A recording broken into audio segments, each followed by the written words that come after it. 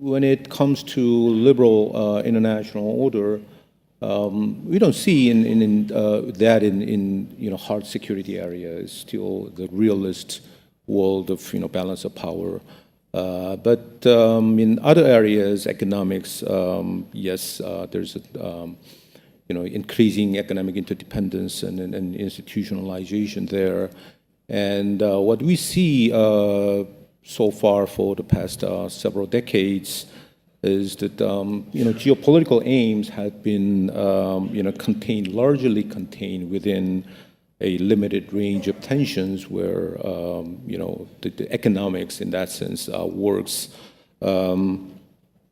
Now, where we go in that sense, liberal economic order, liberal international order. When you see East Asia, the order there, it is America-centered and America-made, and then premised on the open and rules-based, loosely rules-based international relations. Now the order has been challenged, and this time it is interesting that the challenger is the United States, Trump, and the new administration. The United States under the new government has begun shaking sort of 70 years of regional alliances, partnerships, and regional institutions by pulling the United States out of TPP, using aggressive unilateralism in trade areas, etc.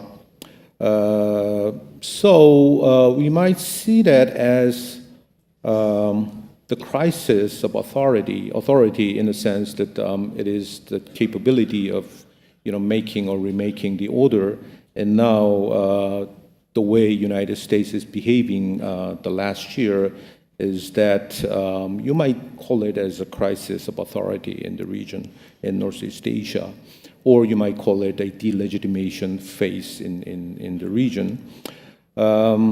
Then the next question is that, is it the crisis of liberal international order?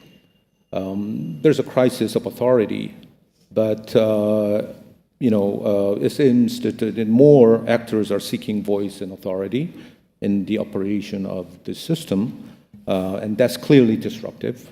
But we are yet to hear a call for a wholesale revision of the existing, current system, nor the viable alternative to it. And China is a good case that we've been discussing the new initiatives and institutions like Belt and Road Initiative, AIIB, etc.